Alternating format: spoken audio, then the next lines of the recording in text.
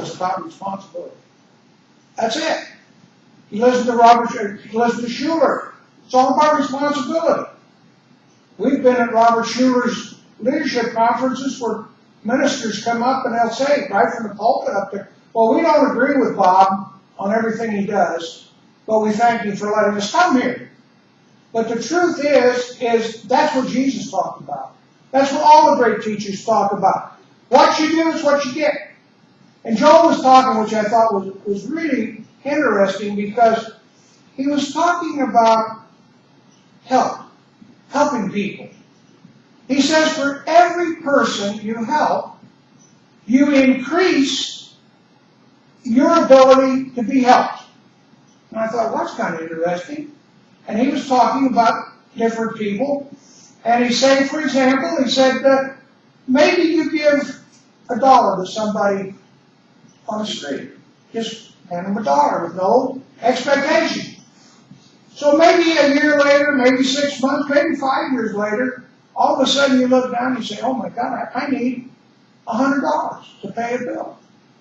And he says, out of the clear blue will come an idea or somebody that will pay you $100. What it's done is law of cause and effect. You help, you get more help. And it's ever growing. You want more health?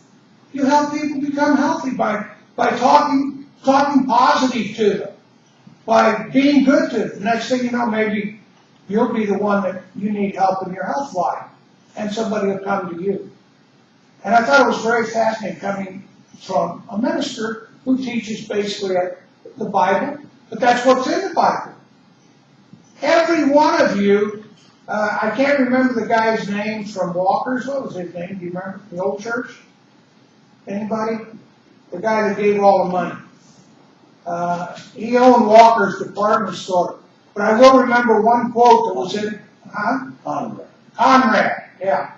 He had one quote that we had in a social hall. It says, the greatest exercise that man can have is reaching down and helping someone up.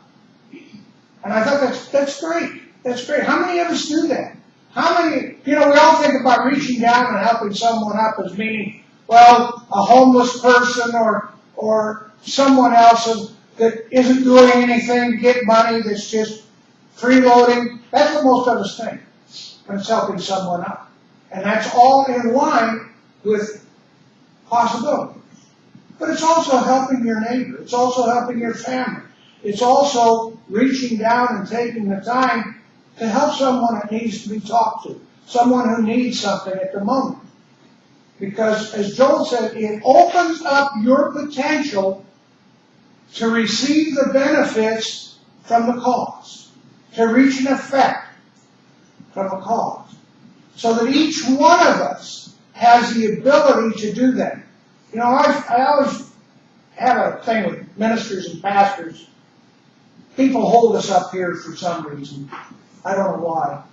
I've never decided that. Fortunately, all the people I hang around with can't believe I'm a minister anyway, so it keeps me very humble. But the idea is you, each one of you, have the same ability to be a pastor or a minister as anybody else. All a pastor or minister means is to help and serve. That's it. I just happen to have a piece of paper that says it's legal to do that. But I don't need that. I was helping and serving before. Each one of you is the potential. That's what Jesus meant when he said, I have come that you may have life more abundantly. I'm coming to teach you that by being a pastor or a minister of good, you are a minister of good. See, Jesus was not very big on big-eyed people. He really wasn't. He said the common folk. These are the people that deal with the everyday things. And I'm here to help you. I'm here to show you the law of cause and effect. You want to be better? Then you act better. You want to be better? You do better. You want to have more of everything? You give more of everything. There's a story in the Bible about the lady that they were watching, and she went to the temple, and all these big shots were going to the temple, and they were giving their 10%. And Jesus was watching this little old lady go up there, and she just dumped her purse up there to the priest, and he said, there is a lady who gives more than any of the rich men. And probably she gave 2 pennies, maybe, we'll just say. And everybody says, what do you mean? These guys give thousands of dollars.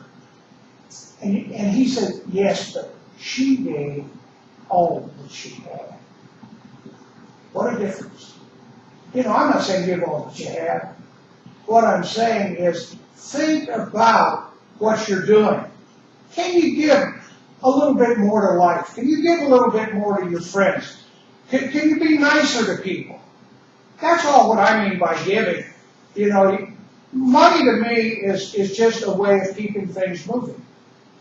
But if you can help people in a jam, a lot of times, I don't know if any of you run into people in a hospital. They're really down. My son is up there in room 506, and he's dying of something. You know, what's it hurt to say, you know, he's going to be okay. One way or the other, he's going to be okay. And you do it quietly. You don't say, oh, well, the doctors are great, or this or that. You say, you know, I'm here for you. Would you like to cry? Would you like to do anything? Can I help you? Man, he just jumped up about that high. There was a story that they were talking about a young girl who was a drug addict and alcoholic back in Texas. And she hated everything. Hated everything. And she finally, somebody talked her into going to see a minister down there in Texas. She and another lady were sitting side by side in front of the lady that had brought her. And the little girl says, I don't like you and I don't like your religion. He says, well, what's the problem? Why not? And he said, well, you're going to try and change me, and I don't want to change, and that God you have is just full of BS. And the guy says, well, the pastor says, well, you could be right.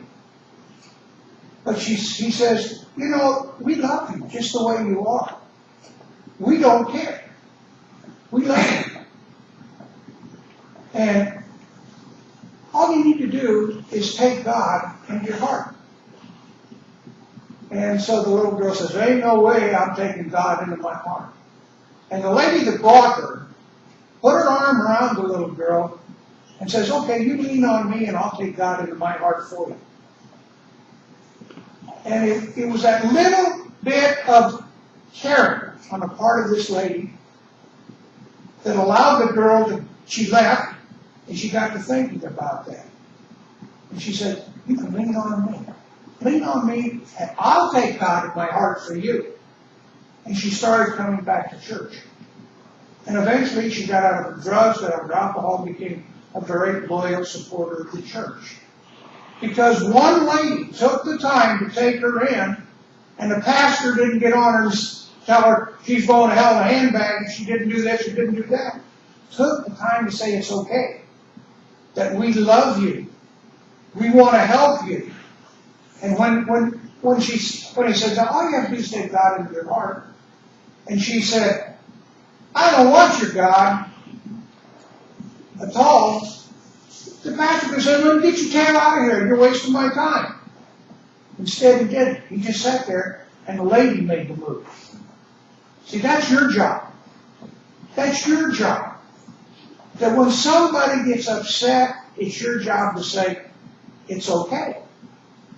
It's okay to be upset. It's okay to be mad.